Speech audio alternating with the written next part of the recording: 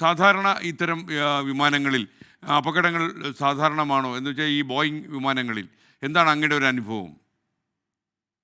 അതെ, ഞാൻ ഫ്ലൈ ചെയ്തിട്ടുള്ള എയർബസ് 320 എയർബസ് ഫാമിലിയാ 320.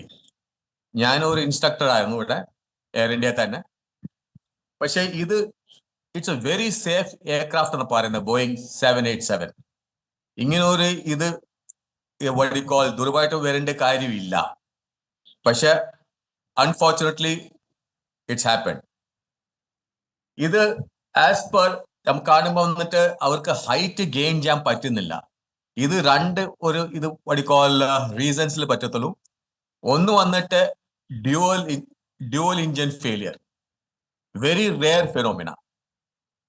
അത് നമ്മുടെ ഹഡ്സണിലും അത് ഒരു ഇത് കണ്ടിട്ടുണ്ട്. അത് ബേർഡ്സ് അഹമ്മദാബാദിൽ ഇസ് വെരി പ്രിവലന്റ്.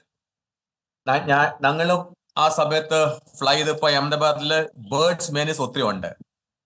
പക്ഷെ ബേർഡ്സ് ഇഞ്ചനിൽ സെയിം ടൈം പോകാൻ വെരി റെയർ ചാൻസ്. പക്ഷെ ആ ഒരു ഇതും കൂടി നമുക്ക് നോക്കേണ്ടി വരും.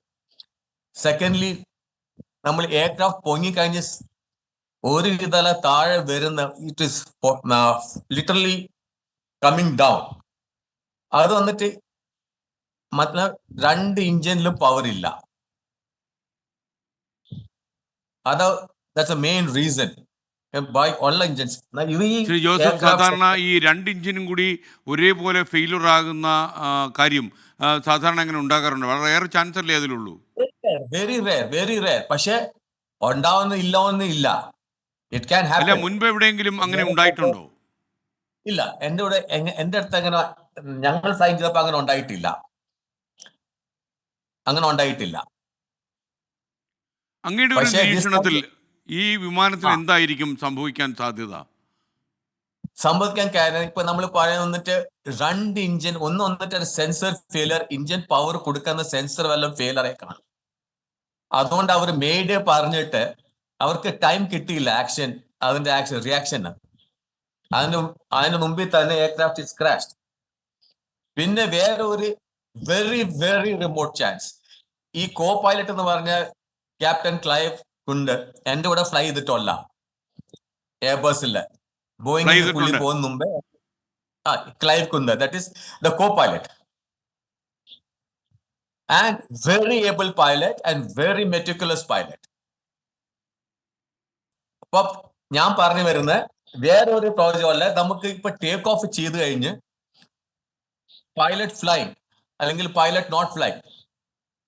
അപ്പൊ പൈലറ്റ് ഫ്ലൈങ് പറയും ഗിയർ അപ്പ്, അങ്ങനെ പറഞ്ഞ സമയത്ത് ഫ്ലൈങ് പൊങ്ങുന്ന മുമ്പ് നമുക്ക് ഗിയർ അപ്പ് ചെയ്യും. പക്ഷെ ആ സമയത്ത് വല്ല ഫ്ലാപ്പ് ലിവർ ബൈ തെറ്റി അവർ ചെയ്തിട്ടുണ്ട്. ഇപ്പം പറയാൻ ഒരിക്കലും പറ്റത്തില്ല. ഞാൻ പറയാം the reasons behind such things. അങ്ങനെ പറ്റിയിട്ടുണ്ട് ആളുകൾക്ക്. നമ്മുടെ എയർലൈൻസ് അല്ല, വേറെ പല എയർലൈൻസിലും പറ്റിയിട്ടുണ്ട്. ഇൻസ്റ്റെഡ് ഓഫ് ഗിയർ ഫ്ലാപ്പ് കൊടുക്കുക. Flap sustains you in the lift, air lift ചെയ്യും.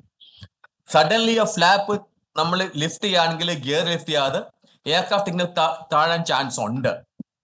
പക്ഷെ അത് വന്നിട്ട് എൻക്വയറിൽ വെറുക്കും. ഞാൻ ഒരിക്കലും പറയത്തില്ല ഇവർ അങ്ങനത്തെ ഒരു ഇവിടെ ട്രെയിനിങ് ഒക്കെ എക്സലന്റ് ട്രെയിനിങ് ഇവിടെ.